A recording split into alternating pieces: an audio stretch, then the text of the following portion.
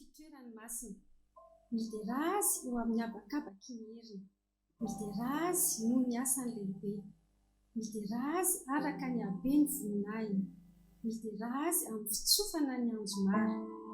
Midera azy amin'ny valia sy ny lokanga. Midera azy amin'ny amponga tapaka sy ny vody. Midera azy amin'ny zava-maneno tendrena sy ny sodina. Midera azy amin'ny kipantsona maneno. Midera azy amin'ny kipantsona tsara feo. Aoka izay rehetra manam-pofinaina samy hiderany Jehovah. Aleluia.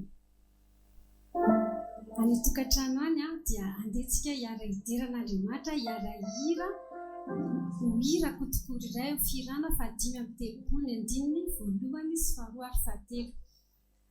Hiara ireto ny asika hiara hideran'Andriamanitra.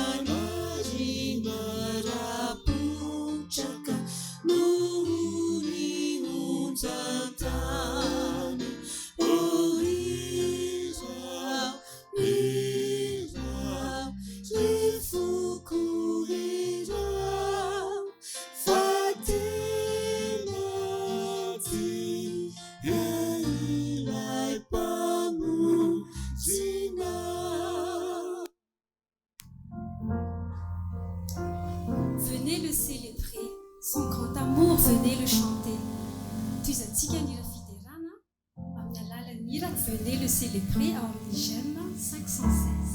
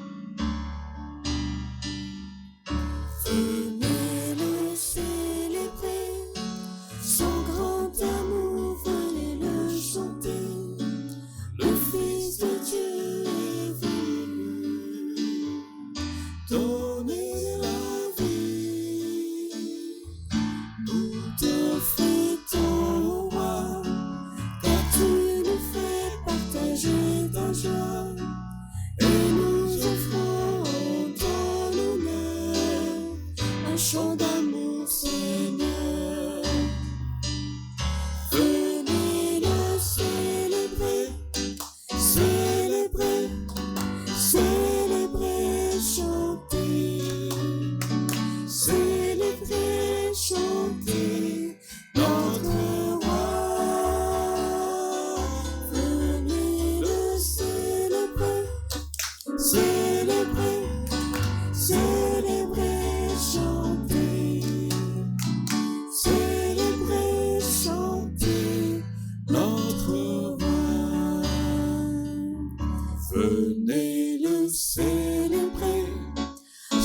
grand amour, venez le chanter. Le Fils de Dieu est venu donner la vie. Nous te fêtons, ô roi, car tu nous fais partager ta joie, et nous offrons en ton honneur un chant d'amour, Seigneur. Venez le célébrer, célébrer, célébrer, chanter, célébrer, chanter notre roi. Venez le célébrer, célébrer, célébrer, chanter, célébrer, chanter notre roi. Venez le célébrer, célébrer, célébrer, chanter, célébrer, chanter notre roi. Venez le célébrer, célébrer, célébrer, chanter, célébrer, chanter notre roi.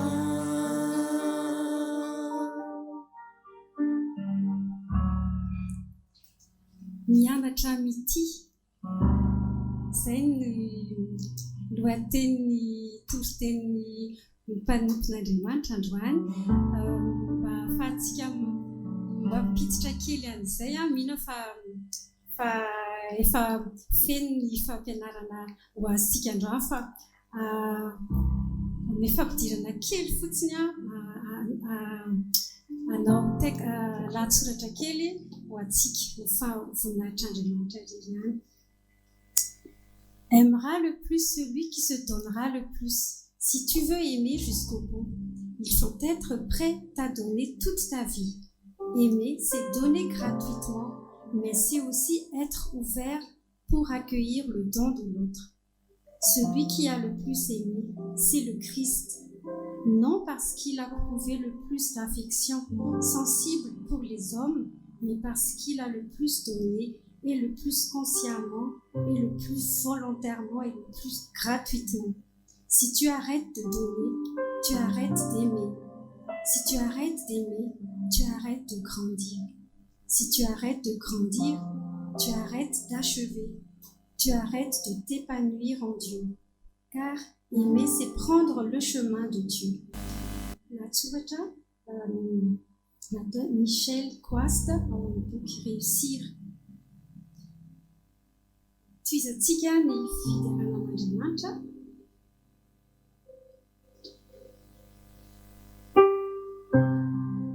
Amin'ny fanaovana ny hira vers toi Seigneur.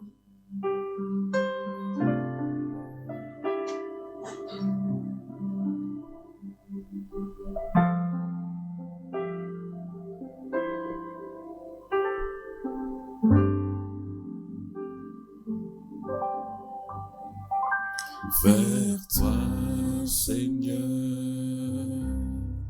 j'élève ma voix pour t'adorer, mon sauveur,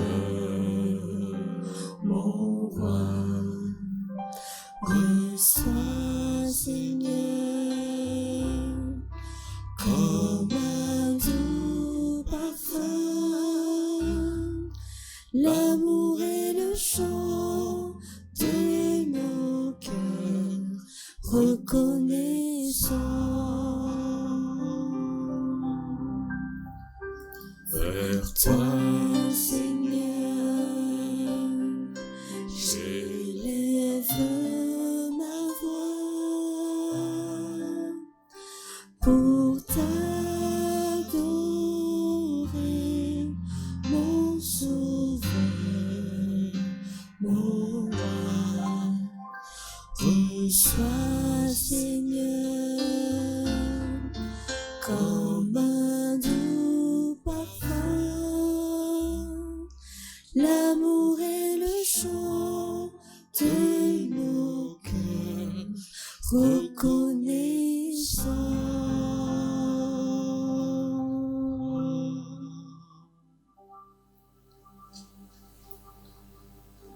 Diaraka anondrika ny lohantsika hivavaka isika amin'izao fotoana izao dia ento anatin'ny Andriamanitra mangina ao am-ponao ny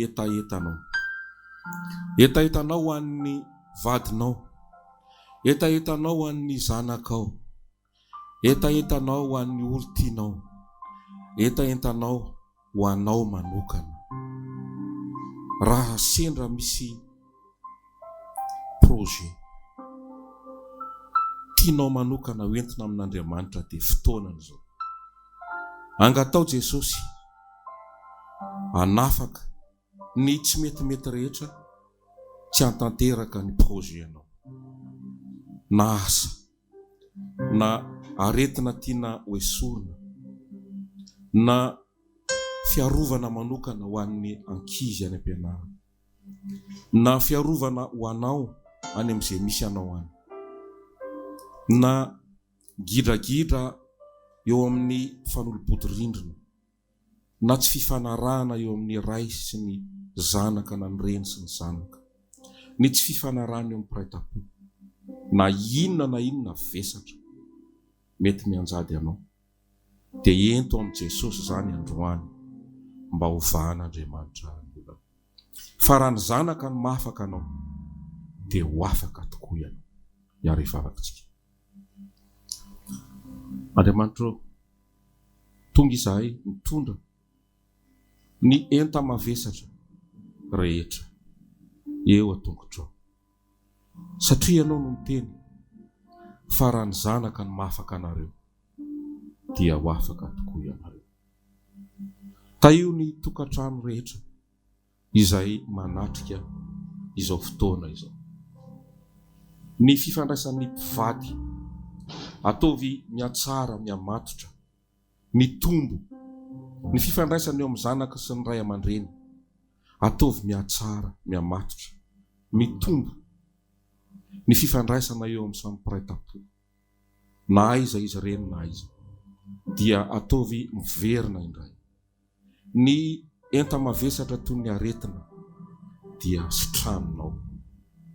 Ny problema momba ny tsy fananan'asa hoesorinao ka omenao asa daholo any izay manatrika izao fotoana izao. Izay efa manan'asa dia ho tahirizinao ny asany, ataonao miroborobo ny fikasana rehetra ho amin'ny tena sy ny fianakaviana, ny olontiana, ny zanaka, ny rahalahy sy anabavy ato amin'ity fiangonana ity dia mba ho tanteranao avokoa.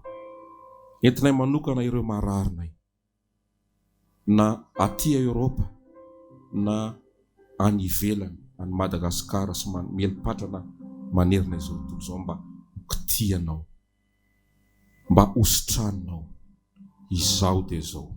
Satria raha mety ianao Jesosy eo dia mahay manasitrana anay. Taio ny fitohizana izao fotoana izao, mba fotoana masina, mba fotoana feno fifaliana koa, ka ny manjombonjombo tava rehetra tamin'ny herinandro, ny vesatry ny herinandro rehetra dia mba ho ampiriminay any anaty posy, ho avelanay any anaty fiara, ho apetrakay any anaty poketra. Fa fifaliana amin'ny olom-baovao efa voavela eloka, efa nisitranon Jesosy no hoentinay mamakivaky ity sabata ity. Taio tsara avy aminay amin'ny anaran'i Jesosy. Amen.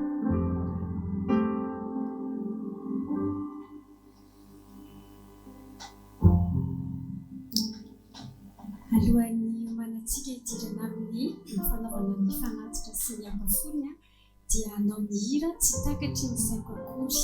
Firana fa 5:1 ny 5 faharoa fahatelo tsy takatry ny saiko akory.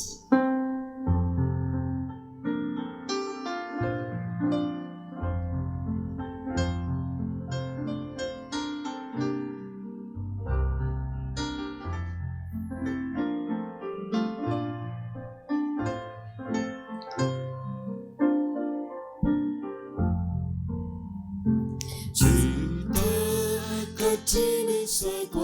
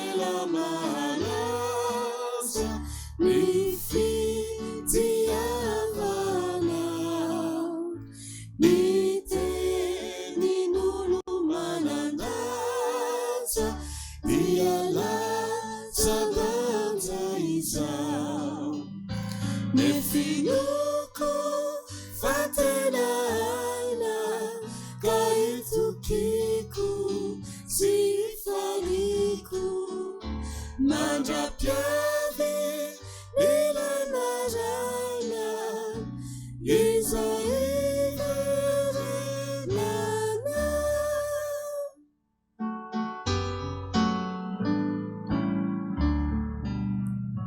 tsy misy raha maventy ny fitiavana na feo mirindra sy mirety po feo nanjeriza ny finoko fa tena aina ka itokiko sy faniko mandra-piavy ilay maraina izay iverenana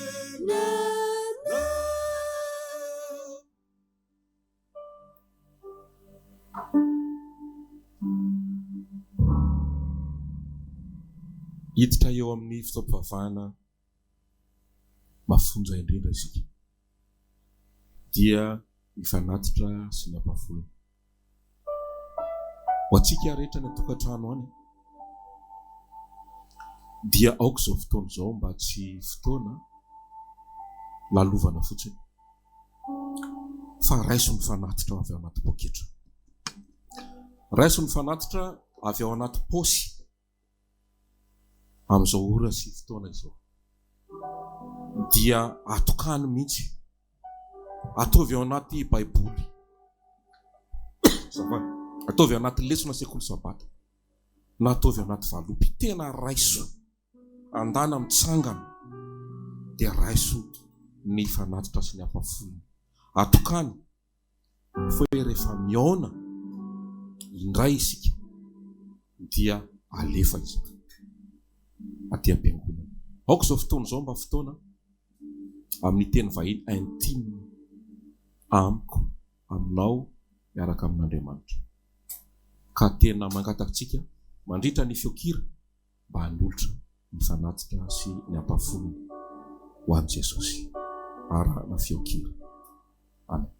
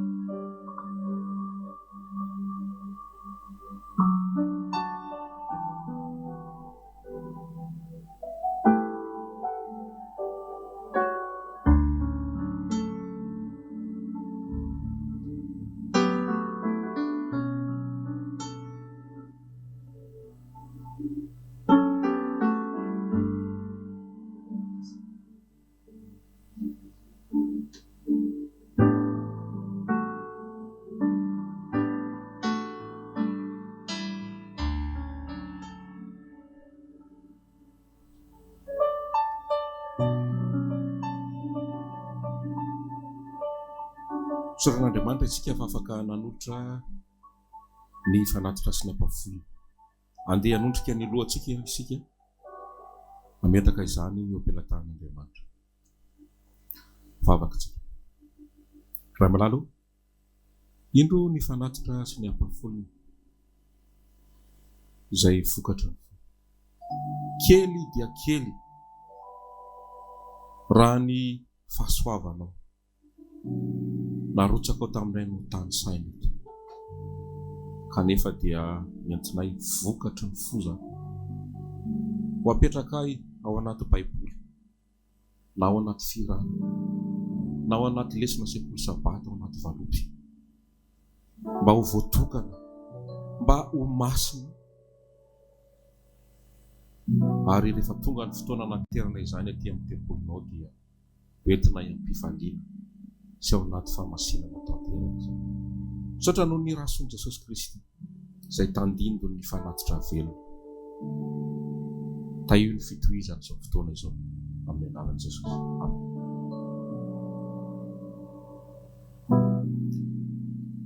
Zao dia hiditra amin'ny fotoanan'ny ankizy isika.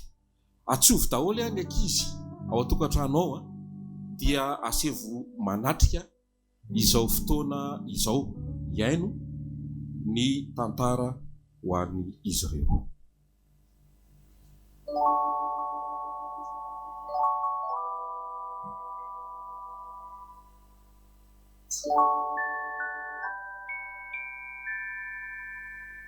Bonjour les enfants, bonjour aussi aux parents. J'espère que vous passez un bon sabbat et en tout cas moi je passe un très bon sabbat. Aujourd'hui les enfants, j'aimerais vous raconter une petite histoire. Alors cette histoire, ça parle d'un petit garçon qui s'appelle Axel. Alors Axel, il aimait bien jouer aux jeux vidéo. C'était, on va dire, une de ses passions. Et du coup, durant les vacances, ses parents avaient décidé de lui offrir une nouvelle console parce que c'est ce qu'il demandait depuis des mois et des mois et des mois. Et son but pour lui, c'était de devenir l'un des meilleurs joueurs avant la rentrée, être le meilleur dans tous les niveaux. Et mais son but lui posait un petit peu problème.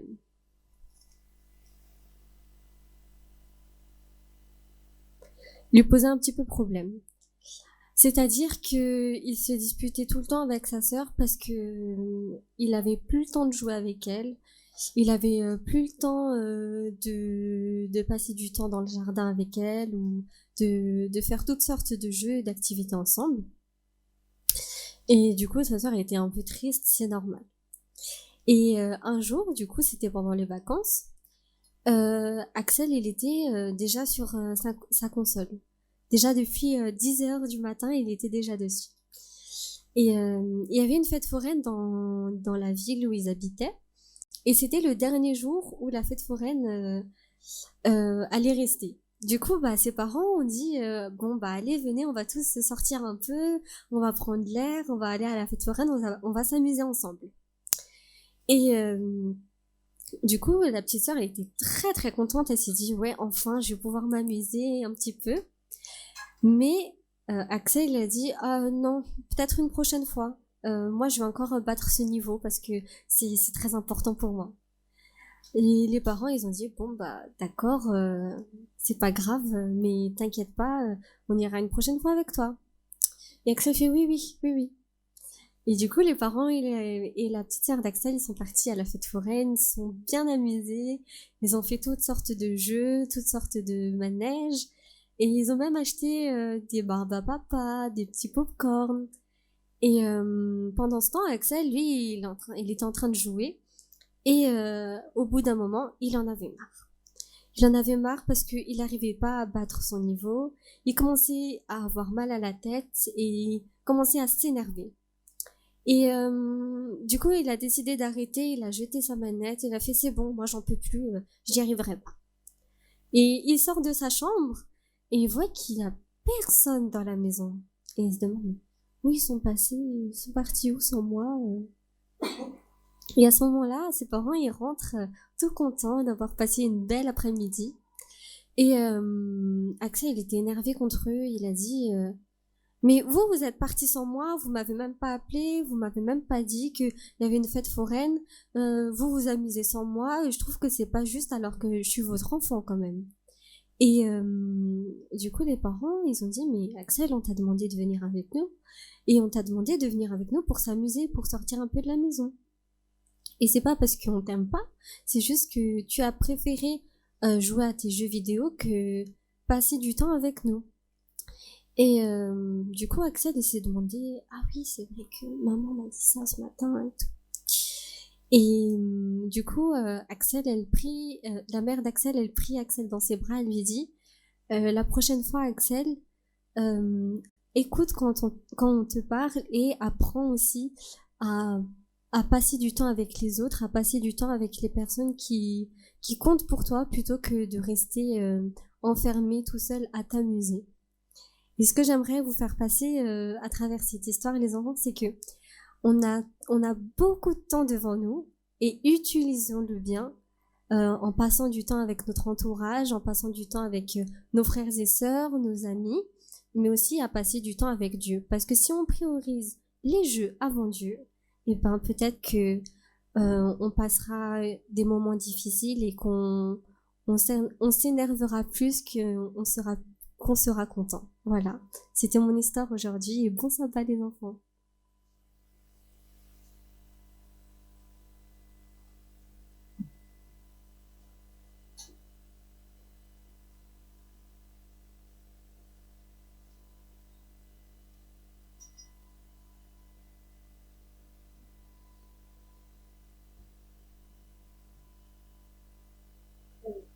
Je vous invite à ouvrir.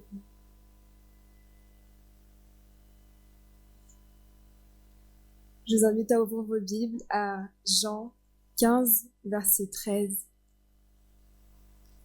Jean 15, verset 13. Si quelqu'un donne sa vie pour ses amis, c'est la plus grande preuve d'amour. Amen.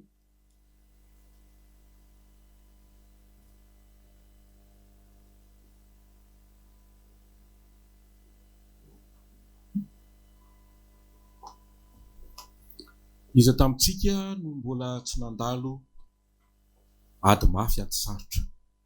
Iza tamintsika no tsy efa niozongozona kely indraindray rehefa mandalo fitsapana. Ity ira ity dia milaza izany indrindra hoe tao anatin'ireny fitsapana ireny sofa misy izy ireny nahafahako ny fikotra tamin'Andriamanitra, nahafahako nilaza fa misy Andriamanitra. À travers tout ça, à travers toutes ces épreuves, zay no lohateny amin'ny teny anglisy, through it all, through it all.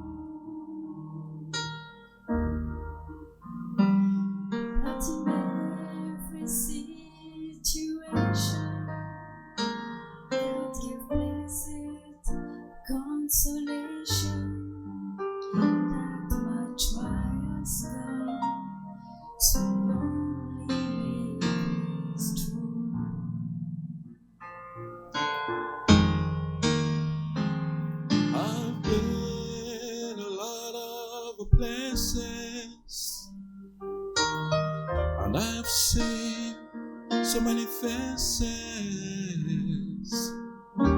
There have been times when I still felt alone.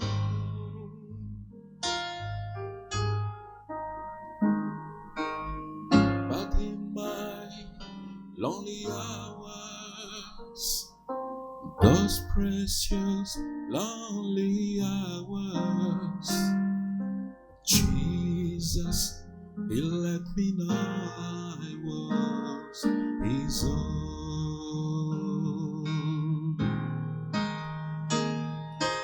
Through it all,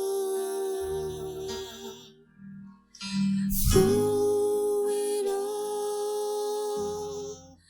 oh, I've learned to trust in Jesus. I've learned to trust in God.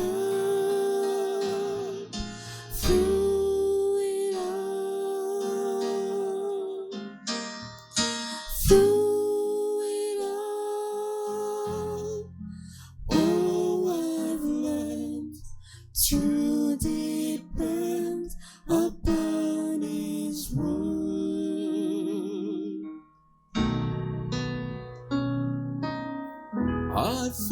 God for the mountains, and I thank Him for the valleys, and I thank Him for the very storm He brought me through.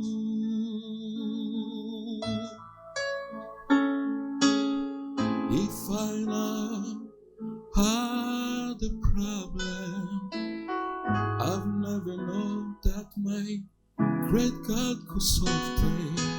I've never known what faith in my God could do. He brought me through, through it all, through it all, through it all, through it all. Oh, I've learned to trust in Jesus. I've learned to trust in God.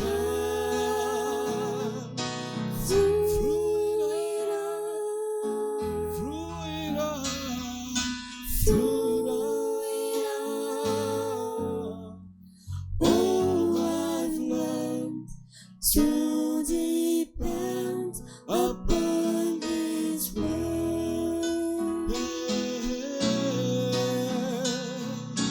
Through it all, through it all. Oh, I've learned to trust in Jesus. I've learned to trust in God. Through it all, through it all. through it all. Oh, I've learned to depend upon His word. Oh, I've learned to depend upon His word.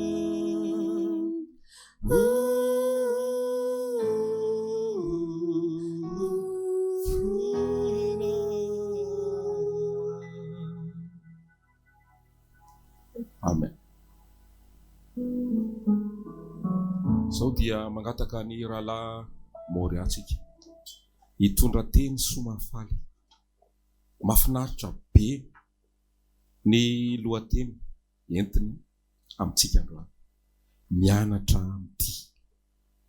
Efa mahay mitia ve ianao? Sa mbola vao hianatra? Aleo ianoantsika ny mpanompon'Andriamanitra.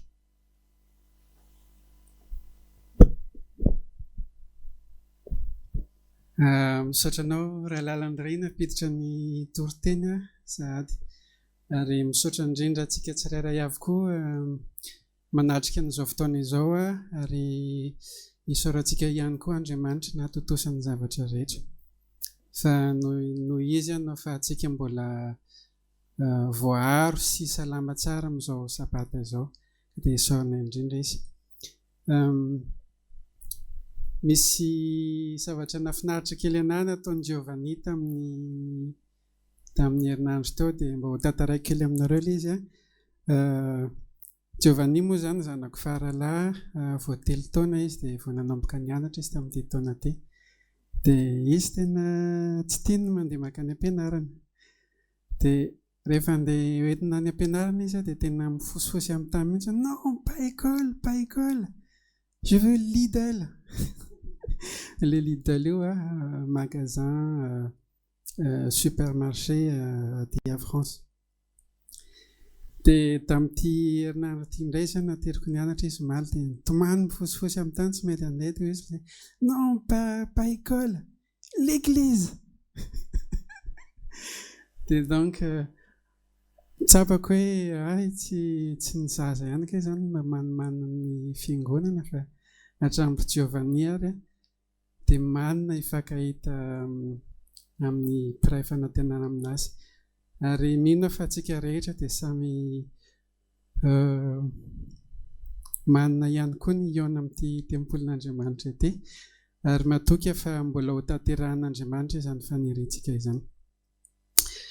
Hiditra amin'ny toriteny isika izay mitondra ny lohateny hoe mianatra mitia. Izy ity dia resaka fitiavana mazava ho azy. Ary fantatsika fa ny fitiavana io dia anisan'ny fototry ny fanjakan'Andriamanitra ny fitiavana. Raha tsisy ny fitiavana dia tsisy koa tsika rehetrarehetra ary mety betsaka ny zavatra tsy nisy. Ary Andriamanitra no namorona ny fitiavana.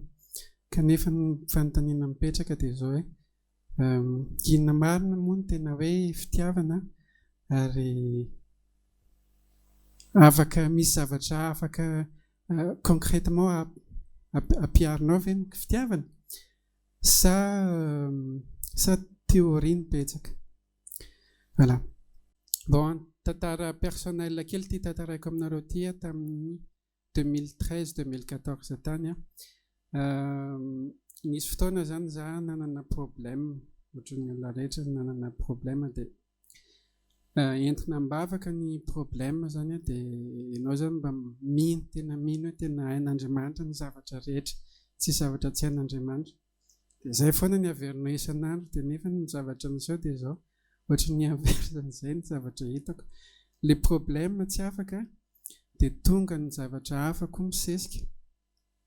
Dia faranana nanontany tena hoe midote zany ianao hoe Andriamanitra ve tena mihain'ny vavaka ataoko ary important aminazy ve ny zavatra teneniko anazy.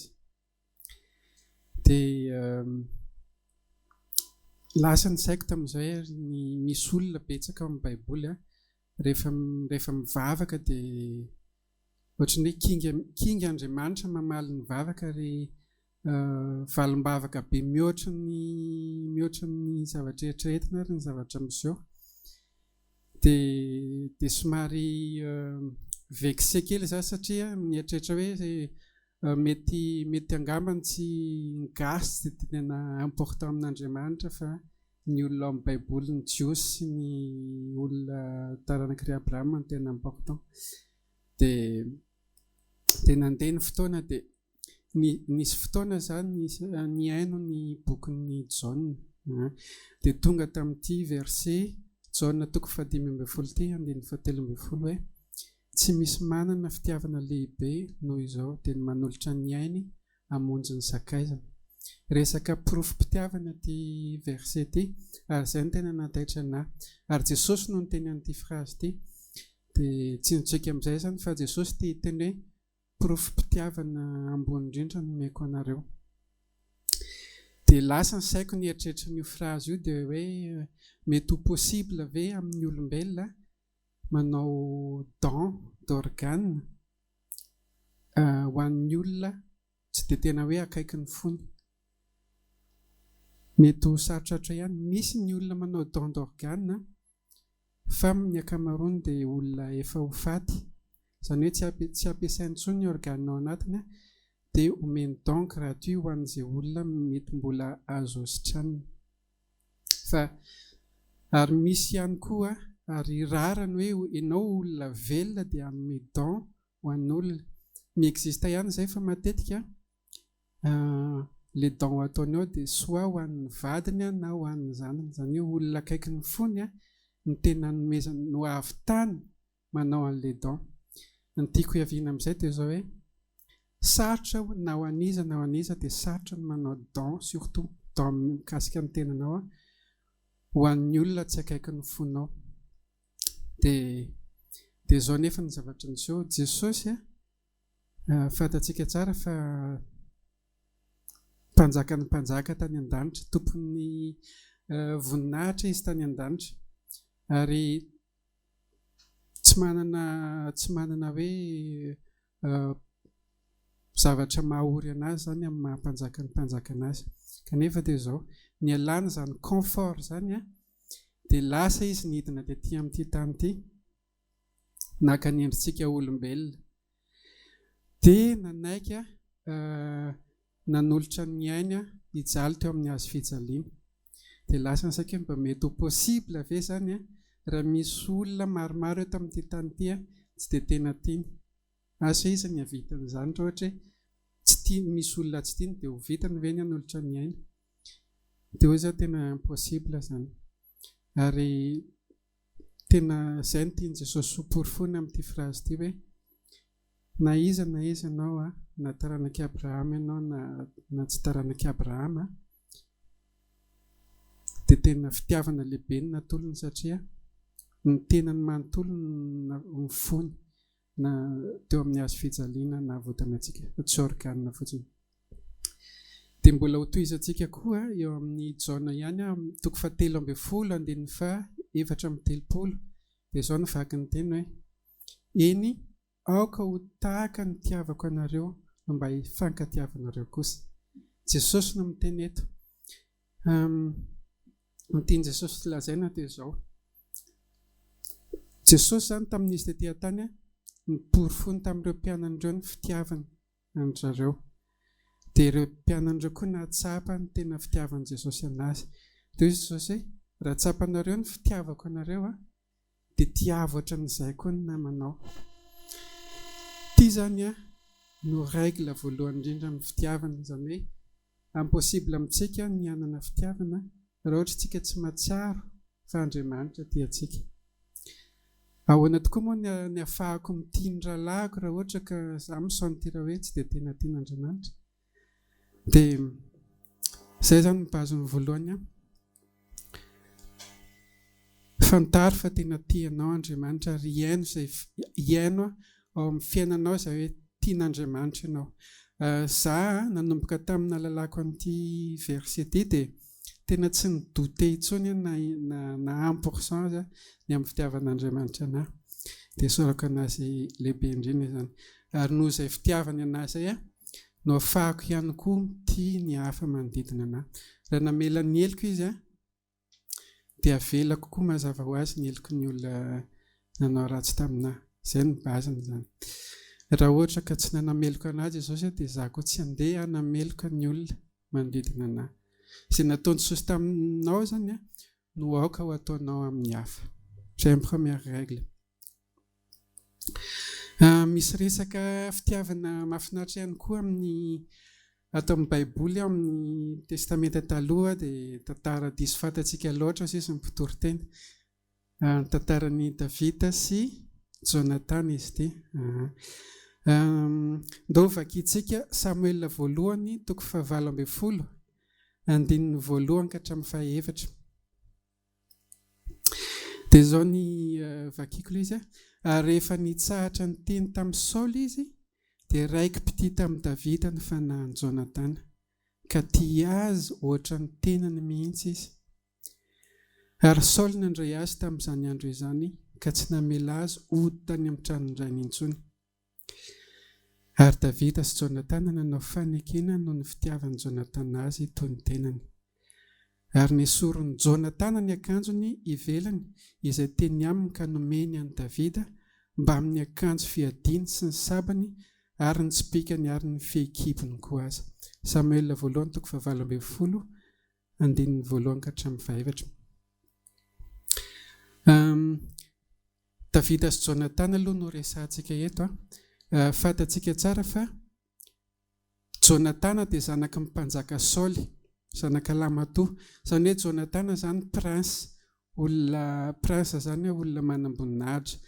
Ary raha ohatra hoe misy fahafatesany Saoly mpanjaka dia Jonathan no tompo-toerana, lasa mpanjaka. Davida kosa indray dia olona mpiandrondry, olona avy any an-tsaha, avy ambanivohitra sisy ny gasy. Ary Davida dia niteny mihitsy ao amin'ny tantara io hoe izahay sy ny ankonako izy dia tsy olona important eto amin'ny Israely, sady izay olona mahantra.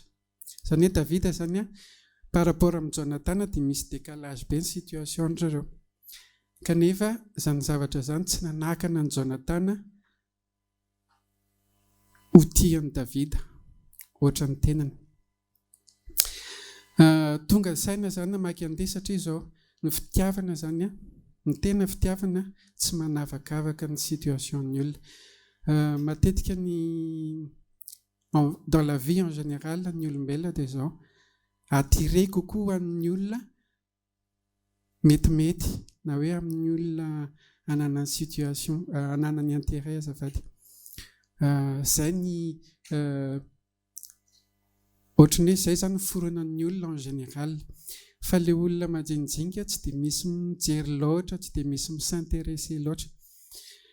Eto ty tantara ty dia manambara amintsika fa ny fitiavana dia mampitovy ny olona rehetrarehetra tahaka ny tenanao. Tsisy hoe ianao ambony dia ny hafa ambany, fa mitovy daholo ny olona rehetrarehetra. Izay ny fitiavana. Ny lesona faharoa azontsika ampiarina ihany koa amin'ity tantara ity dia izao. Jonatana, noho ny fitiavany an'i Davida dia nomeny an'i Davida ilay akanjo maha-prince anazy. Natafiny an'i Davida dia meny an'i Davida ihany koa ny fitaovam-piadiany rehetrarehetra. Ty resaka akanjo ty dia misy sambolika be ireo zavatra nomeny Jonatana an'i Davida ireo. Zany hoe tsy haiko raha tadidinareo ny tantaran'i Josefa. Inona ny zavatra nomeny Jakoba an'i Josefa ho fanomezam-boninahitra an'i Josefa? Tadidintsika dia akanjo misoratsoratra. Zany hoe akanjo zany afaka raisitsika hoe voninahitra. Nomeny Jonatana voninahitra na hoe nomeny Jonatana valeur Davida. Voilà. Rehefa ampitovitsika ny olona rehetrarehetra dia omeo valeur ihany koa izy, omeo valeur, atao hoe sarobidy amin'ny ao ny olona manodidina rehetrarehetra anao. Tsy ny vady aman-janakao ihany ny tena sarobidy, fa ny olona manodidina anao koa tena sarobidy, indrindra ny mpiray fanantenana ao amin'ny tompo, satria tsika rehetrarehetra dia mpiray tabo avokoa. Atao hoe sarobidy amiko, mpiray fanantenana amiko rehetra. Hotohizantsika ny tantara 5 ka hatramin'ny 7 Samuel voalohany any 5:20. Ary noho ny tonga ny olona tamin'ny iverenan'i Davida avy namono ilay Filistina, dia nivoaka ny vehivavy avy amin'ny tanànan'i Israely rehetra ka nihira sy nandihy nitsenan'ny Saoly mpanjaka tamin'ny ampongatabaka sy ny fifaliana ary ny kipantsony. Ary ny vehivavy mpandihy dia nihira hoe, Saoly nahafaty arivo, fa Davida nahafaty alin'alina. Dia tesitra indrindra Saoly fa tsy sitrany izany teny izany, ka hoe izy ny an'i Davida nataony alin'alina fa ny akosa nataony arivo. Koa ny fanjakana ihany sisany tsy mbola azony. Ary Saoly hatramin'izany andro izany dia nangarika an'i Davida. En français les phrases farany teo hoe et Saül regardait David d'un œil mauvais à partir de ce moment-là. Zavatra mahagaga dia izao. Jonatana tia be an'i Davida, fa i Saoly kosa dia nankahala sady nialina be an'i Davida. Dia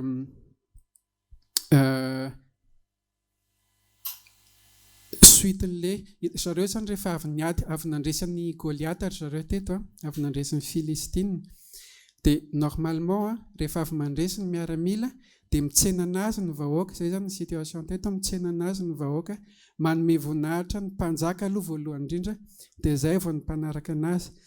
Kanefa nisy détail kely teto hoe nihira zany ny olona hoe Davida, Saoly nahafaty arivo, fa Davida kosa nahafaty alin'alina 10,000, zany hoe 10 ny matin'ny Davida. Raha nieritreritrisika amin'ny fahitantsika manokana, iza zany ny tena nahazo voninahitra eto, i Saoly sa Davida? Davida ny tena nomen'olona voninahitra teto, hoe nahafaty 10 par rapport amin'ny Saoly. Dia mipetraka ny fanontaniana hoe inona ary ny tena, inona ary le mekanisma nahatonga ny Saoly tafalatsaka tamin'io fankahalana ny Davida io. Na dia hoe teo aza le hirahira, tsy voatery hoe ankahala be an'i Davida ohatran'izany izy raha ohatra ka nieritreritry kely. Fa inona le mekanisma tao ambadika nahatonga anazy tsy tafavoaka tamin'io fankahalana io. Dia misy fanazavana kely ity mangataka antsika ihany tsara. Dia rehefa nieritreretina ty fanazavana ty dia hita hoe marina le izy. ho tantaraiko amintsika. Tsika olombelona rehetrarehetra dia izao samy nahazo éducation daholo tsika rehetrarehetra. Ary ny éducation azontsika nanabeazana antsika dia ilay éducation antsoina hoe éducation par la récompense et la punition. Amin'ny teny gasy dia hoe fanabeazana amin'ny alalan'ny valisoa na ny famaizana. Tsy haiko tsika rehetra angamba tamin'ny mbola kely efa nahazo an'ilay hoe raha endry tsara ianao dia hevitanako bombo na hevitanako chocolat na hoe bravo, tena endry tsara, tena tiako be mihitsy ianao zanako fa endry be, bravo. Izay zany ilay récompense.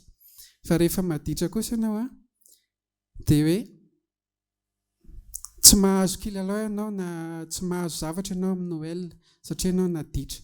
Izay zany ilay forme punition. Ary ireo pôle anankiroa ireo récompense sy punition amin'ireo fomba hitazantsika ny zanantsika mba hitondrantsika anazy amin'ny lalana mahitsy. Tsara ny manamarika fa Andriamanitra koa dia nampiasa an'io fomba fitazana io ao amin'ny Baiboly tamin'ny zanak'Israël. Raha vakintsika ny Deutéronomie dia izao ny voalaza hoe hoy izy Andriamanitra hoe raha mihaino feoko ianao ka tsy miala amin'izay lalàna nandidiko anao dia izao avy ny bénédiction omeko anao, dia nytanisany eo daholo bénédiction la récompense. Fa raha kosa ianao mihodina ka mahafindidiko dia izao avy ny malédiction ho avy aminao. Izay ilay punition. Dia io zavatra io zany en fait ny problème dia izao rehefa manomboka zatra an'io ny zaza dia rehefa lehibe izy mahatakatra lavitra dia lasa izy mitady attention aminao. Hoy izy hoe papa, j'ai bien travaillé à l'école parce que j'étais très sage. En fait ny tia niaviana dia izao hoe mba hitanao ve za fa za mankatoanao dia nahazo note tsara be za tany am-pianarana satria endry tsara za. Ny tia niaviana dia ianao zany mba hanome récompense anazy, bravo, je suis très fier de toi. Zay les formes de récompense. Dia manomboka rehefa lehibe koa ny ankizy rehefa tonga olon-dehibe ohatra antsika dia lasa zatra ao anatintsika izay fitadiavana récompense izay. Fitadiavana récompense izay no mahatonga ny olona na dia efa lehibe ary lasa manana esprit hoe mifaninana, lasa mifaninana amin'ny hafa izy satria te azo récompense misy kokoa noho ny hafa. Ary tsy vitany mifaninana ihany fa rehefa mifaninana dia tsy maintsy voatery koa ny sasany mifanaratsy satria ny fifanaratsiana dia forme hoe hamingananao an'ilay adversaire anao zany mba ho anao rery ilay récompense fa ny adversaire anao zany mba resy no ilay fanaratsiana nentinao. Dia zay piège zay nahazo ny Saul teto. Tena tohana be ny fony hoe fa maninona ny lasan'ny Davida ny voninahitra, za ny mpanjaka, maninona ny lasan'ny Davida ny voninahitra. Toy izy hoe fanjakana ihany sisa ny tsy azony. Saul zany tena attaché be tamin'ny imageny sy tamin'ny voninahitra nanany. Dia fantatsika tsara ny toy ny tantaran'ny Saul sy Davida fa jusqu'au bout ka hatramin'ny farany Saul dia nanenjika sy nitady izay fomba rehetra amin'ny nonan'i Davida. Efa betsaka tantara mitovitovy amin'izay eo amin'ny Baiboly efa nolazaiko teto ihany tamin'ny toriteny tamin'ny mois de mars iny hoe ohatra ny tantaran'ny Kaina sy Abela. Tadiditsika tsara Kaina sy Abela samy nanolotra fanatitra teo anatrehan'Andriamanitra. Fa i Kaina kosa dia nieritreritry izy hoe izy ny anazany tena tsara indrindra ny fanatitra netiny. Ary hita teo amin'ny fomba fanaony tamin'ilay présentation ny fanatitra netiny teo amin'Andriamanitra zany. Ary nalantena izy fa izy ny tena omen'Andriamanitra fankasitrahana par rapport amin'ny rahalaany. Kanjo zavatra hafa no niseho satria tsy nankasitrahan'Andriamanitra izay fomba fiatretan'ny Kaina izay. Dia rehefa tsy niken'Andriamanitra ny fanatitra nataon-kaina fa ny Abela no nikeny, dia ny zavatra niseho dia izao. Tezitra mafy tamin'ny Abela kaina. Lasa mivoaka ilay jalozie sy ilay fahatezerana, dia ny hafarany dia ny vonoiny Abela. Efa noteneniko teo ihany ny tantaran'i Josefa sy ny rahalahy koa dia fantatsika. Nataon'i Jakoba niavaka mihitsy ny Josefa par rapport amin'ny rahalahy. Ary nivokatra izay zavatra izay dia izao. Teraka fialonana sy fahatezerana teo amin'ny zareo mpirahalahy. Ary ny hafarany koa dia izao, namonan'i Josefa ny rahalahy ary nivarotra anazy ho lasa andevy tany Egypte. Eto dia dianao entre parenthèse kely ho an'ny ray aman-dreny izay manana zanaka maromaro. Matetika misy ny ray aman-dreny tia manao an'io toetra ny Jakoba io. Misy hoe zanany anankiray tinitiny kokoa, approche kokoa izy amin'ilay ray, dia amin'iny izy no tena maneho ny fitiavany rehetrarehetra, fa ny zanany hafa koa izy ohatran'ny hoe somary délaissé. Dia ampitandrina antsika ny tenin'Andriamanitra eto hoe tsy hoe nataon'i Jakoba ilay izy dia zavatra tsara sy fianatra. Izaho mino fa zavatra ratsy ny fitiavana tsy mitovy ao anivon'ny mpiray tam-po. Ny anay Jordana sy Giovanni izao izy dia fampianaranay tena mitovy tsara mihitsy ny fitiavana ianareo, tsisy hoe ny ray important noho ny ray.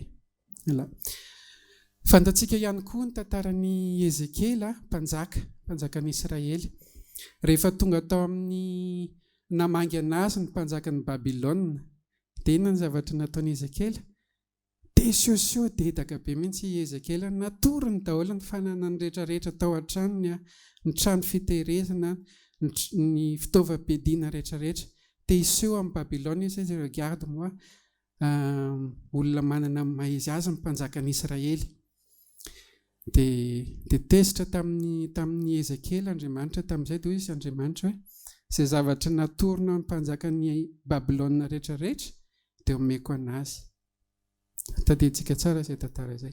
Ary ratsy fiafarana koa izany ny tantaran'i Ezekela noho izay fitadiavana fisehosehoana izay. Exemple farany teo anivon'ny mpianatra Jesosy koa dia nisy ty fitadiavana fambonimboniana ity. Nisy fotoana Jesosy nalainy Jakoba sy John mangingina niaraka ny mamany izany, dia hozy izy ny mamany mantsy Jakoba nanao demande de faveur, izany hoe rehefa tonga ny fanjakanao izy dia mba hatovy eo akavianao sy akavananao ny zanako ny rahalahy. Dia rehefa eny ny mpianatra izay resaka izay dia ahoana izy dia tezitra ny mpianatra hoe fa ahoana nareo roalahy no manao an'izany, fa maninona nareo no tianana privilège kokoa mihoatra ny sisa rehetra. Ary fantatsika koa fa Jesosy tsy nanaiky an'ilay fangatahana ohatran'izay. Tapahako eo ny exemple fa izao. Ny lesona lehibe tiako tsoahana amintsika dia izao. Ireo tantara rehetrarehetra ireo dia fantatsika fa tsisy mitondra zavatra tsara na ny ray ary vavady lehibe idiran'ny Satana ny fitadiavana voninahitra. Vavady lehibe tena misokatra be mihitsy, tena hoy izy Satana manjan'i Jesosy hoe raha miankohaka eto anatraiky ianao izay dia momeko anao izao rehetrarehetra izao. Sasy fomba ny Satana mamitaka ny olona amin'ny fitadiavana voninahitra. Momba n'izay resaka izay dia izao, misy manome conseil atsika Jesosy ao amin'ny Matthieu 9:1-2 ka hatramin'ny 5. Apiko kely le fanazavana teo izany hoe tena dika le exemple rehetrarehetra noteneniko anao teo izany nareo teo dia izao hoe raha ohatra ianao ka mitady voninahitra dia sarotra aminao ny ity, satria tsy maintsy ho terako aminao le fankalanana, le fanenjehana ny hafa. Donc difficile ny itiavanao. Ka raha ohatra ianao tia ho tia ny hafa dia izay ny conseil-ny Baiboly, hajanony any avelany any ny fitadiavana voninahitra, ampitovio aminao daholo ny olona rehetrarehetra. Ao amin'ny Matthieu 9:1-2-5 dia izao ny zavatra lazain'i Jesosy momba n'io resaka nresaka io. Koa amin'izany raha manao fiantrana ianao aza mba mitsoka trompetra eo alohanao tahaka ny fanaon'ny mpiatsara velatsy eo amin'ny sinagoga sy eny an-dalambe mba hankalazan'ny olona azy. Lazaiko aminareo marina tokoa fa efa azo ny valim-piteny. Fa ianao kosa raha manao fiantrana dia aoka tsy ho fantatry ny tananao ankavia izay ataon'ny tananao ankavanana, mba atao mangingina ny fiantranao ary indrainao izay mahitanao ao mangingina no hamaly anao. Ary raha mivavaka ianao aza mba tahaka ny mpiatsara velatsy fa izy tia mivavaka mitsangana eo amin'ny sinagoga sy eo anjoron-dalana ahitan'ny olona azy. Lazaiko aminareo maromaro tokoa fa efa azo ny valim-piteny. Magaga fa tamin'ny andron'i Jesosy dia ny olona reo amin'ny sinagoga izany hoe mpivavaka izany be da be no manao an'io mitady an'io voninahitra io hoe rehefa manao soa izy dia mitsoka trompetra mihitsy jerevy ny soa ataonay popo. Dia rehefa mivavaka koa izy dia tena mijoro eny amin'ny sisin-dalana mihitsy, tena manao hitan'ny olona amin'ny teny mafy mivavaka. Inona ny objectif-njareo amin'izay? Mba azo an'ilay voninahitra avy amin'ny olona. Zareo ireny tena ohatran'izao. C'est ça, ça fait plaisir. Dia nefany izao no tenenin'i Jesosy, hoy izy Jesosy en français hoe je vous le dis en vérité, ils ont leur récompense.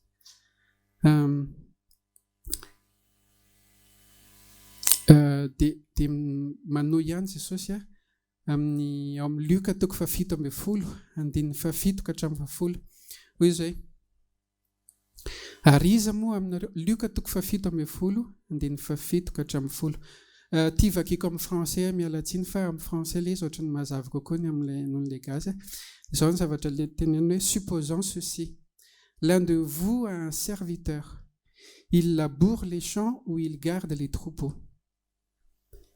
Quand le serviteur revient des champs, vous ne lui dites pas « Va vite manger ».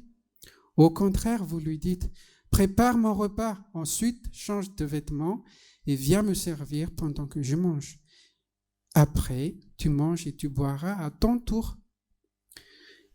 Et vous ne remerciez pas votre serviteur parce qu'il a fait ce que vous avez commandé. Et c'est la même chose pour vous maintenant.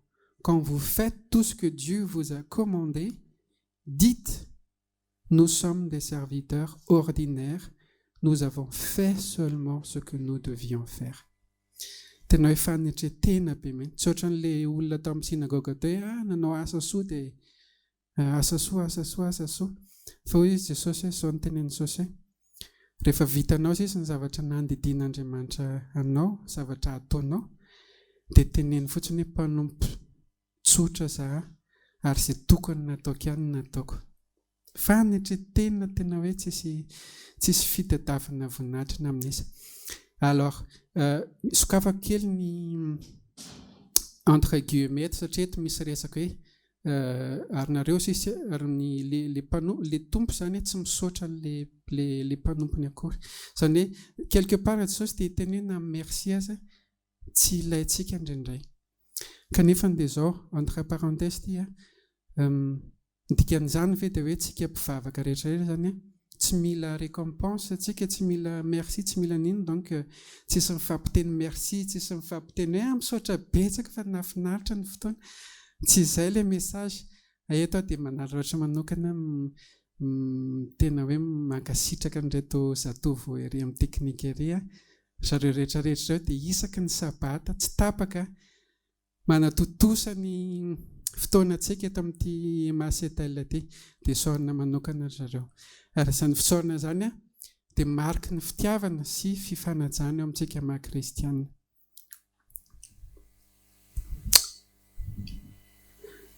Nisy fotoana izaho tany Madagasikara nanao vakansa kely tany izany nisy bandy niaraka taminahy namako dia nandeha teny amin'ny rova izay dia nisy vehivavy kely izay nanaraka anay dia izy mantsy anay hoe mba mivola zara miseha, nangataka imbedabesy dia farany namoaka vola tany am-paosy dia 500 ariary ny taty am-paosy dia meko anazy 500. Ka za zany tsy tonga saina ke ny 10 tamin'ny andro nahatongavanay teo fa tsy dia tena misy valeur intsony ny 10 fa ohatran'ny mofo dipaina rehefa tafiakatra 400 so 10 mofo dipaina iray. Donc tsy dia tena misy valeur ilay izy dia ndraisin'ilay vehivavy kely ilay izy dia ohatran'ny tsy faly izy. Dia nanontany anazy hoe fa faly sa tsy faly ianao nomeko vola? Dia izy anjerina tsy faly sady lasa izy nandeha. Dia ohatran'ny choqué be tamin'izay dia hoe tena vehivavy tena tsisy zaza tsisy éducation mihitsy itony, tsy mahalala fomba. Za tsy mba hiverina, tsy mba hame vola an'itony intsony rehefa miverina aty. Dia izay zany ny eritreretiko. Dia kanefa rehefa nahita an'ireto verset nitenenin'i Jesosy ireto dia tonga saina za hoe mais en fait za nge tsy mila merci avy aminazy. Ary raha ohatra za miverina any raha mbola mangataka aminay izy dia tsy 10 intsony meko anazy fa mety 10,000 ny tonga dia meko anazy. Ary raha tsy misaotra ary izy vao maika za faly be satria Andriamanitra ny nahita an'ilay izy, Andriamanitra ny manome valiny ho anahy. Tsaritra kely iny fa mbola ao ve lohantsika rehetrarehetra vao première vague zay ny lasa hiditra amin'ny deuxième vague tsika zao eny fa tsy ataontsika lava be ny deuxième vague fa cloche kely anankiroa fotsiny. Toy izantsika ny tantaran'i Davida sy Saoly sy Jonathan ao amin'ny Samuel voalohany 7:20 andininy voalohany ka hatramin'ny 7. Zao ny tantara vakiako amintsika. Ary Saoly niresaka tamin'i Jonathan zanany sy tamin'ny mpanompony rehetra ny amin'izay hahafaty an'i Davida. Izany hoe mikatsaka nanao plan zany Saoly izao ny fomba hamonoantsika an'i Davida. Fa Jonathan zanak'i Saoly kosa tia an'i Davida. Ary Jonathan nanambara an'i Davida hoe Saoly raiko mitady hamonanao. Koa masina ianao tandremo ny tenanao raha ampitso maraina ary mitoera amin'izay fitoerana mangingina ka mihire. Ary izao hivoaka ka hitsangana eo anilany raiko amin'ny saha izay misy anao dia hiresaka aminy ny aminao. Koa izay hitako dia ambarako aminao. Ary Jonathan nilaza soa an'i Davida tamin'ny Saoly. Ty hoe nilaza soa ty en version française izy miteny hoe et Jonathan parlait du bien de David. Dia ka hoy Jonathan tamin'ny Saoly rainy zany, aoka ny mpanjaka tsy hanisy ratsy an'i Davida mpanompony, fa izy tsy nanisy ratsy anao sady nahasoa anao indrindra ny nataony. Fa izy efa nanao ny ainy tsy ho zavatra ka namono ny Filistina. Ary Jehovah nahavita famonjena lehibe ho an'ny Israely rehetra. Ianao nahita izany ka faly, koa nahoana anao dia anota handatsaka raha marina ianao ka hahafaty foana an'i Davida? Ary Saoly niaino ny tenin'i Jonathan ka nianina hoe raha velona koa Jehovah dia tsy atao maty izy. Ary Jonathan niantso an'i Davida ka nanambara izany rehetra izany taminy. Dia nitondra an'i Davida ho eo amin'ny Saoly ka dia nitoetra teo anatrehany tahaka ny teo aloha ihany indray izy. Ty tantara ity dia mahafinaritra fa i Jonathan zany nanao intermédiaire entre ny Davida sy Saoly. Nanao fomba rehetra i Jonathan ampiavanana any Saoly amin'ny Davida satria Saoly moa zany tena mitondra an'ilay fankahalana. Dia Saoly ny rezoneny hoe ohatran'izao ny nataon'i Davida taminao. Il parlait du bien de David. Lesona azontsika tsoahana eto izao ty hoe parler du bien des autres ty. Anisan'ny fitiavana izy ty. Fantatsika tsara fa ny olombelona, tsika olombelona dia zava-boary anisan'ny tokana indrindra satria tsika rery manana no afaka miteny sy miresaka, manao communication. Ary ny teny nomen'Andriamanitra antsika io dia don, karazana don fanomezam-pahasoavana nomen'Andriamanitra. Fantatsika fa io teny io koa anefa dia izao avy amin'ny alalan'ny teny mety possible ny teny ahafahantsika mandratra olona, ary ny teny koa nefa ahafahantsika manasitrana ny fon'ny olona. Zany hoe misy dimension anankiroa zany ny parole. Dia zao, le côté positif amin'ny parole no aoka ampiasaintsika. Dia le côté hoe manasitrana ny olona, manao soa, miteny soa ny hafa. Iny no andeha aoka ho ampiasaintsika. Tamin'ny toriteny nataoko tamin'ny marsa iny hoe que ta parole soit impeccable. Aoka ny zavatra mivoaka rehetrarehetra amin'ny vavantsika ho zavatra hitondra soa sy fahasoavana ho an'ny hafa. Tohizantsika le tantara amin'ny Samuel toko 20, Samuel voalohany toko 20, andininy 5:30 ka hatramin'ny 2:70. Dia zao le tantara hoe: ary noho ny maraina dia nivoaka nakany an-tsaha Jonatana tamin'ilay fotoana nataony tamin'ny Davida, ary nisy zazalahy kely nanaraka azy. Ary hoy Jonatana taminy: mihazakazaka Izao ny zana-tsipika alefako. Ary noho ny hazakazaka ilay zazalahy dia nalefa ny oatra azy ny zana-tsipika. Ary noho ny efa tonga teo amin'ilay nipetrahany zana-tsipika nalefan'ny Jonatana ilay zazalahy, dia natsony Jonatana izy hoe: tsy ireo alohanao ireo va ny zana-tsipika? Ary Jonatana niantso ilay zazalahy hoe: angana dia angana ka aza mijanona. Ary ny zazalahin'ny Jonatana nanangona ny zana-tsipika dia nankeo amin'ny tompony. Nefa ilay zazalahy tsy nahalala na inona fa Jonatana sy Davida ihany nahalala ny anton'izany. Dia nomeny Jonatana ilay zazalahy ny fiadiany ka hoy izy taminy: mandehana ka ento any amin'ny tanàna ireto. Ary no nilasa ilay zazalahy dia nitsangana avy any atsimo Davida ka niankohoka tamin'ny tany izy sady niondrika intelo. Ary nifanoroka izy roa lahy ka samy nitomany, nefa ny an'i Davida dia mafy loatra. Ary hoy Jonatana tamin'ny Davida: mandehana soamantsara fa efa nianina tamin'ny anaran'i Jehovah isika roa lahy hoe: Jehovah no vavolombelona amiko sy aminao, ary amin'ny taranako sy ny taranako mandrakizay. Ity tantara ity dia misy émotion be satria izao Jonatana zany mbola niezaka foana tsy nijanona nampiavana ny dadany tamin'ny Davida. Fa saingy izao i Saoly efa lasa lavitra loatra le haine, dia tsy voahodina tsony mihitsy, ary tena naseho any Jonatana mihitsy hoe voahita ny Davida iny dia hovonoana. Izay zany ny objectifany.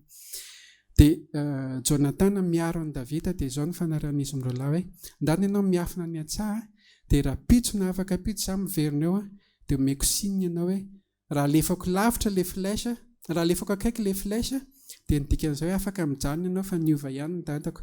Fa raha alefako lavitra kosa le flèche, dia ny dikan'izao hoe ndany ianao mitsoaka fa tena tsisy fika tsony, fa tena mankahalanao ny dadako. Dia zay zany ny zavatra niseho tamin'ity tantara ity. Nalefan'ny Jonatana lavitra le tsipika, ny dikan'izao hoe ndana mitsoaka ianao Davida fa tsisy fomba tsony hanitsinany Saoly. Dia ny fanantony izy roa lahy, dia ny famihana mafy izy roa lahy, ny fanoroka sady nitomany mafy. Satria zareo mifankatia be dia c'est normal nitomany be. Ny tena nafinaritra anahy tamin'ity verset ity koa dia le verset 42 ria, vakiako en français le 42 hoe: que le Seigneur nous permette de rester toujours fidèles à ce pacte, toi et moi et nos enfants après nous. Jonatana zany no niteny hoe ohatrany hoe mirary mihitsy zany Jonatana sy Davida, tena fanirian-jareo dia izao hoe tsy hoe izy roa lahy ihany mifankatia dia rehefa samy maty dia samy vita, fa mba fanirian-jareo hitohy ilay tantara fifankatiavan-jareo hatrany amin'ny taranaka zareo farany mandrakizay, dia mba engany mba ho tahin'Andriamanitra zany fifankatiavantsika amin'ny rahalahy zany, mba tsy ho levina.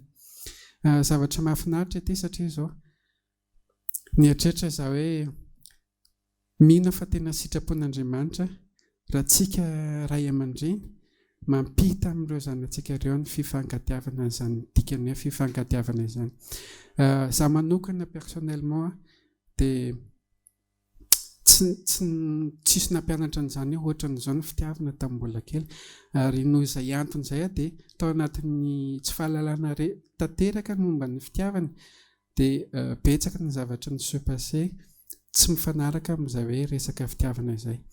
Fa raha tiantsika kosa ny zany atsika, satria ireo ny aveniran'ny famille, aveniran'ny fiangonan'Andriamanitra, aveniran'ny ho avy, dia azo atao mi-ignorer zareo ny momba ny fitiavana, fa ampitao amin'zareo hoe ny valeuran'izany fitiavana zany.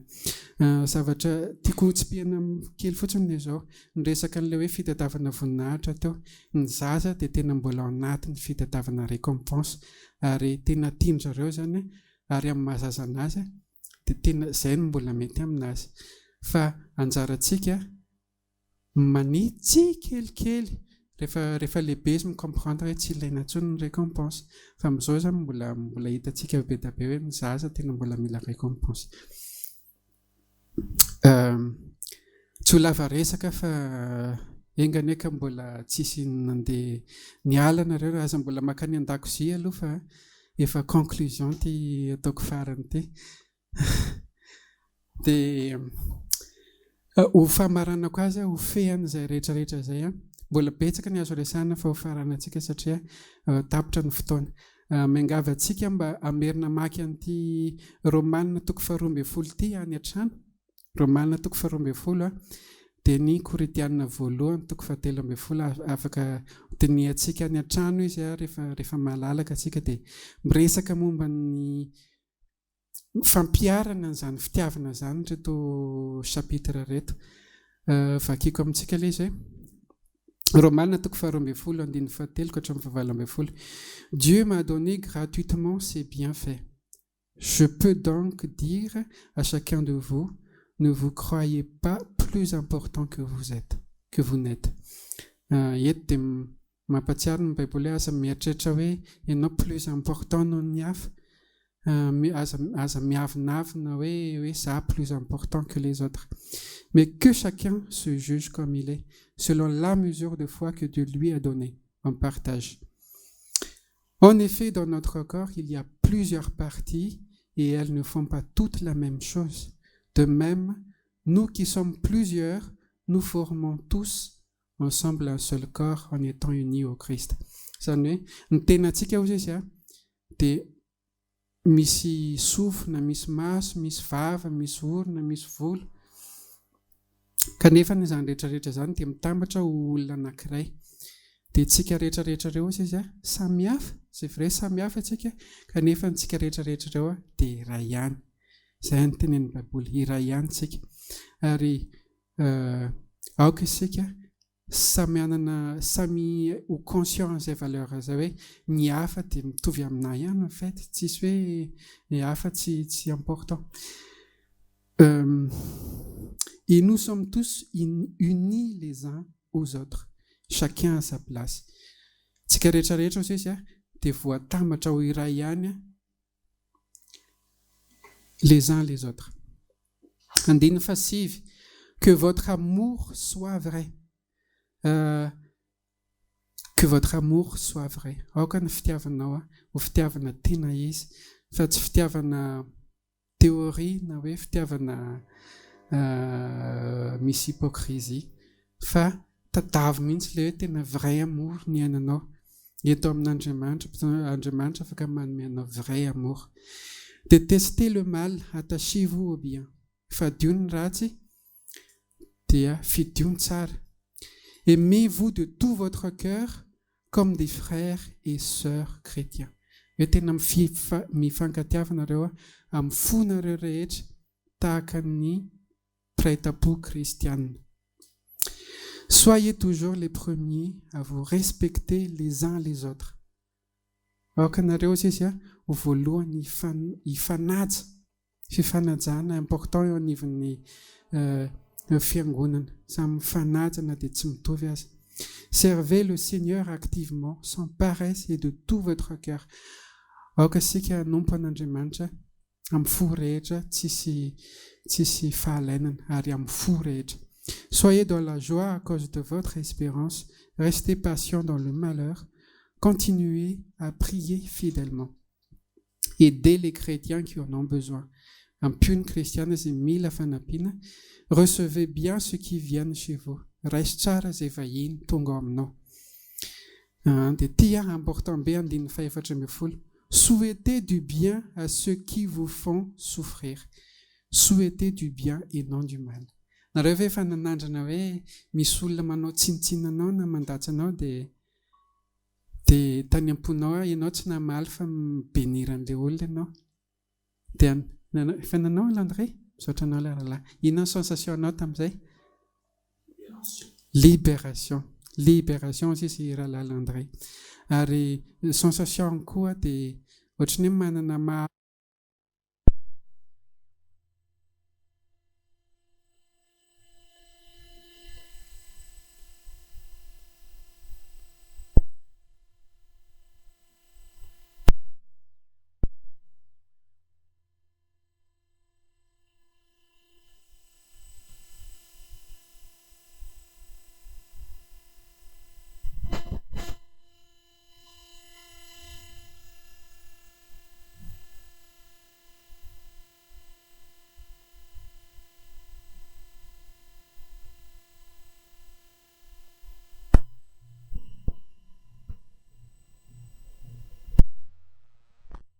Maintenant, très intelligent. Ne rendez à personne le mal pour le mal. Cherchez à faire le bien devant tous. Autant que possible, si cela dépend de vous, vivez en paix avec tous. Ataovy izay ahafahanao mihavana amin'ny olona rehetrarehetra. Izany ny tanjon'ny fitiavana izay mino fa sitrapon'Andriamanitra ny ampiara antsika amin'izany. Tsy atao teoria araka ny resaka fa misy zavatra be da be ireo azontsika ampiarina pour de vrai amin'ny pray tapo sy amin'ny pray fanantenana amin'ny atao amin'ny tompo. Za manokana fa mino fa ny fitiavana dia tsy vita hoe du jour au lendemain tonga dia lasa be fitiavana be, fa misy étape ary misy volonté avy aminao mila volonté avy aminao mampiatra an'ilay fitiavana, izay ilay izy tonga petit à petit, satria Andriamanitra koa manampy anao rehefa mandroso ianao sy mianatra an'ilay izy. Raha fidiniko amin'ny teny fohy ilay zavatra rehetrarehetra nolazaiko tamin'ny voalohany dia izao hoe izao ny voalohany hoe raiso ao am-ponao ny fitiavan'i Jesosy. Raha ohatra ianao te hanana fitiavana dia voalohany règle indrindra dia izao hoe raiso ao am-ponao ny fitiavan'i Jesosy. Ataovy resy lahatra ianao hoe tena tianao Jesosy dia hatreto ilay inona ny fomba nitiavan'i Jesosy ianao. Dia rehefa teny feno ny fitiavan'i Jesosy ianao dia zarao amin'ny hafa izany izay mandeha ho azy. Fa raha ohatra ianao mbola tsy sura tianao Jesosy, sarotsarotra ny ahafahanao mitia ny hafa. Dia faharoa, aza manavakavaka fa ataovy sarobidy aminao ny olona rehetrarehetra mpiray fanantenana aminao. Tsisy hoe situation ihany ohatr'izao, situation ihany ohatr'izao. Mampalahelo fa indraindray be da be ny kristianina noho ny tsy fahalalana na dia efa antitra amin'ny finoana azy dia mbola manavakavaka ny mialatsiny amin'ilay fiteny somary manavakavaka satria ambonimbony sy ananana dia Baiboly dia miteny antsika aza manavakavaka. Ataovy sarobidy aminao daholo, tsy ny ankohonanao ihany ny sarobidy, tsy ny zanakao ihany, fa ny olona rehetrarehetra ao am-piangonana dia sarobidy avokoa. Ny fitiavana tsy mitady voninahitra ho an'ny tena. Alaviry ilay fitadiavana voninahitra satria io vavahady idiran'ny Satana, ampidiran'ny fialonana sy ny fifanenjehana sy ny horirarira rehetrarehetra. Ny fitiavana faefatra, ny fitiavana milaza teny soa an'ny hafa hoe que ta parole soit impeccable. Aoka ny fiteninao ampiasanao hitondra soa sy hanamboaranao zavatra tsara fa tsy handravanao olona hafa. Fadimy dia izao ampianaro ny zanakao ny fitiavana. Tsy ho ignorant zareo rehefa lehibe fa mba ho fantany ohatr'izao izany ny valeur fitiavana dia amin'izay zareo mba afaka mifankatia tsara rehefa lehibe.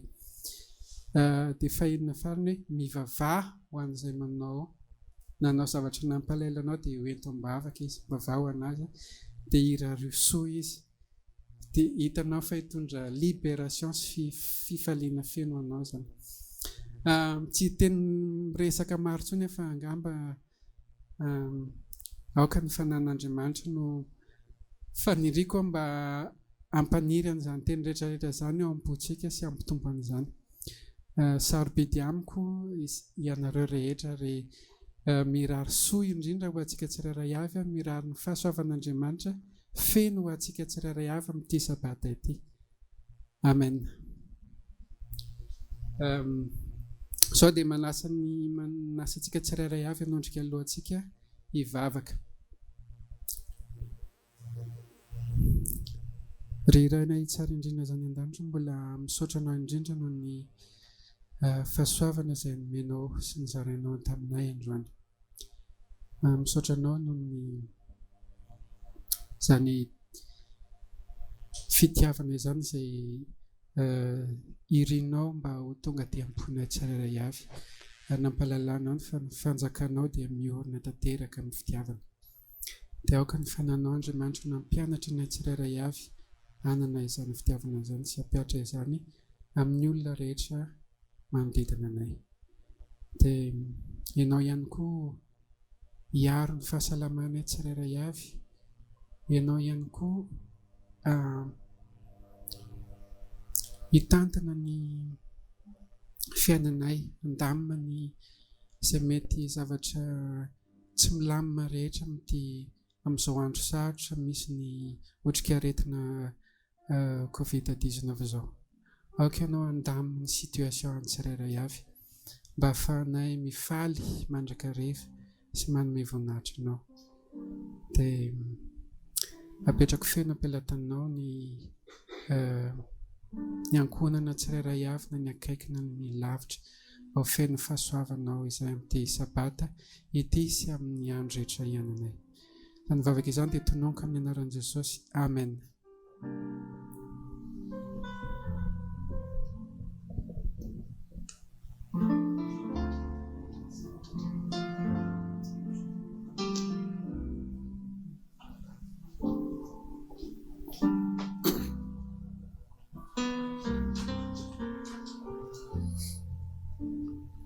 Dia soran'Andriamanitra isika nomeny an'izany afatra mafonja avy amin'ny alalan'ny mpanompony Raha Moria zany. Tsy haiko nareo fa zahay dia tena teo mpitoerana teo tena nankafy ary nahazo lesona be dia be maromaro no nataony teo. Hofaranantsika izao fotoana izao amin'ny fanaovantsika ny hira tompo an-tananao tokoa mba tsy ho zavatra vita fotsiny ohatran'izao le toriteny tsara be teo fa mba iainantsika androany tontolo ary mandritra ny herinandro. Tompo an-tananao tokoa firana 449 ny andininy voalohany ka hatramin'ny andininy fahatelo.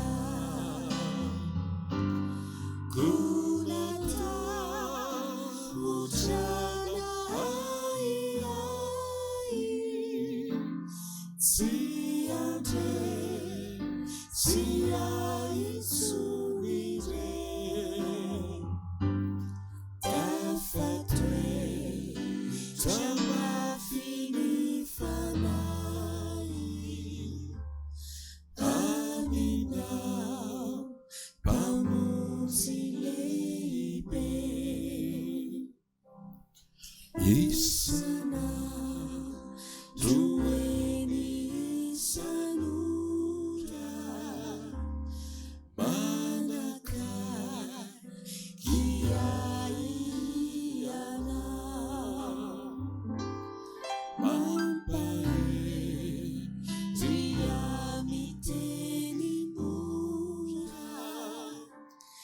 sy manoro lalana izao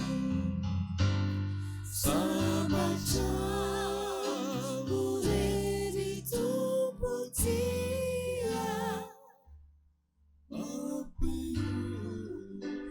inaminaony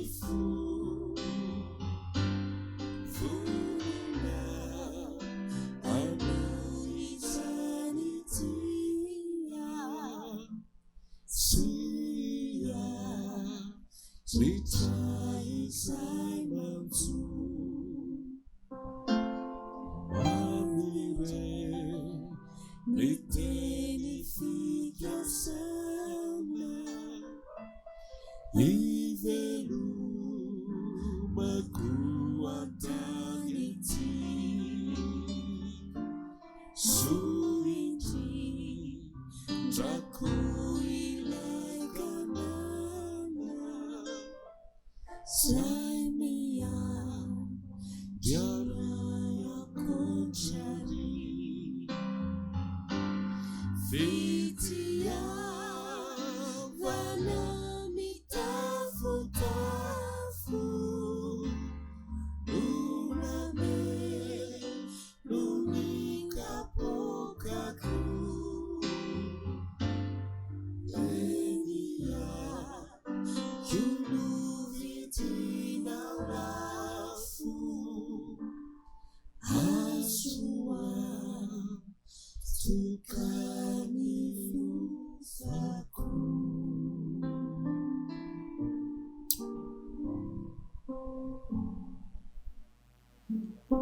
Tapitra ny fotoanantsika androany nafinaritra dia nafinaritra isaoran'Andriamanitra satria tena nibokany izany fitiavana izany itsika reto izahay ato dia ianareo tokantrano misaotra ny Raha Moria R men'Andriamanitra tsilosaina misaotra ny teknisianina rehetra ary voaja tanteraka ny espasy ilaina iadivana amin'ny coronavirus.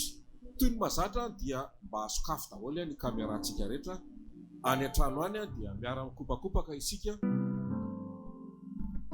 ireo eny rehefa sokatra daholo tsika ny kamerantsika dia mirary sabata mahafinaritra ho antsika saray avy dia lanatsiny an-trany raha misy teo amin'ny lafin'ny teknika efa izay tsy nety fa fomban-javatra ihany zany tahiny Jesosy daholo veloma tompoko raroso.